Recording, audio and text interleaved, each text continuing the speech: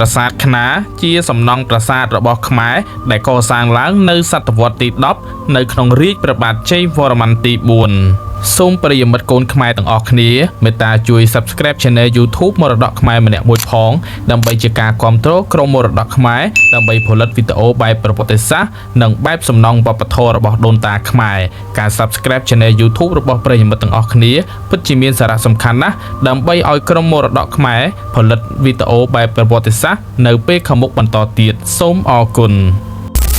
ប្រាសាទខ្នារស្ថិតនៅភូមិអូរត្រាវឃុំទន្សាយរៈក្រុងសំរោងខេត្តឧត្តរមានជ័យជាប្រាសាទបុរាណដែលមានវ័យចំណាស់មួយសាងសង់ឡើងនៅសតវត្សទី10ក្នុងរាជព្រះបាទជ័យវរ្ម័នទី4ប្រាសាទនេះមានចម្លាក់ក្រឡោតទាបស្រស់ស្អាតរួមទាំងរូបទេពជាច្រើននៅលើផ្ទាំងថ្មធម្មជាតិ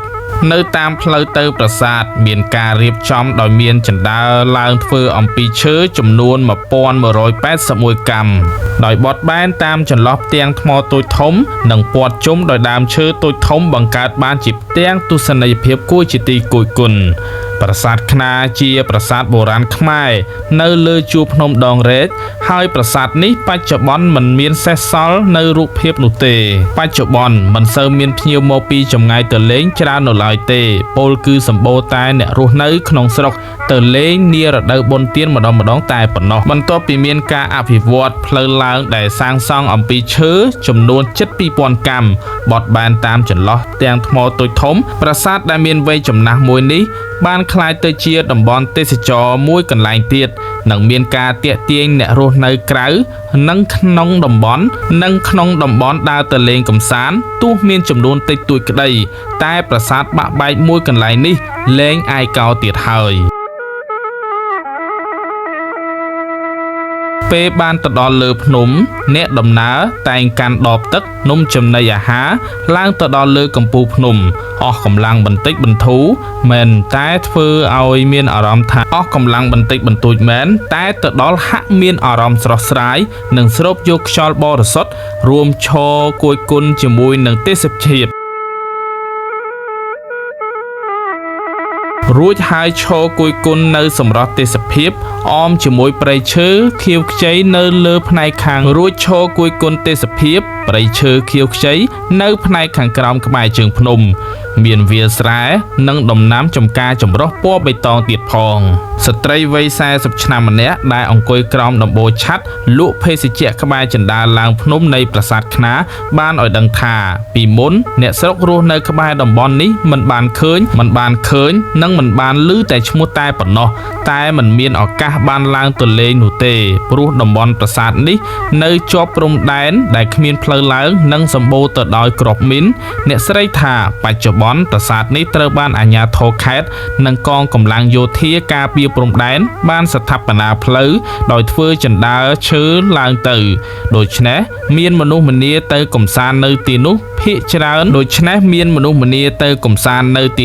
គឺភាគច្រើនតែនៅចំថ្ងៃចុងសប្តាហ៍ឬមុនថ្ងៃបុណ្យធំនារដូវបុណ្យជាតិខ្មែរតែប៉ុណ្ណោះស្ត្រីខាងលើបានបន្តទៀតថានៅតំបន់ប្រាសាទខ្នារបើក្រសួងនិងមន្ទីរពាក់ព័ន្ធមានការរៀបចំដោយប្រាសាទមួយចំនួននៅលើជួរភ្នំនៃតំបន់ភ្នំដងរែកដូចជាប្រាសាទដូចជាទ្រុសត្រាយព្រៃខ្លះនៅអែបសងខាងនៅទីទួលតាំងបន្តិចរួមមានកន្លែងអង្គុយលេងដាក់ស្លាបផ្សេងប្រាប់ភ្ញៀវទេសចរដែលមកកំសាន្តជួយរួមគ្នារក្សាអនាម័យនោះតំបន់នេះនឹងមានអ្នកមកលេងជាច្រើនកំសាន្តថែមទៀតផងនារដូវកាលបុណ្យធំសំណង់ប្រាសាទខ្មែរបុរាណនៅលើជួរភ្នំដងរែកព្រំដែនកម្ពុជាថៃនៅក្នុងភូមិសាស្ត្រខេត្តឧត្តរមានជ័យមានចំនួន3ទីតាំងគឺប្រាសាទតាមាន់ប្រាសាទខ្នារនិងប្រាសាទតាក្របីប៉ុន្តែមកទល់នឹងពេលបច្ចុប្បន្ននេះប្រាសាទខ្នារដែលកំពុងតែមានវិវាទអំពីការឈ្លានពានរបស់ប្រទេសសៀមមកលើប្រទេសកម្ពុជាយើងដែលកំពុងតែធ្វើឲ្យទីតាំងនៃតំបន់ប្រាសាទកំពុងតែមានចំនួនដ៏រ៉ាំរ៉ៃ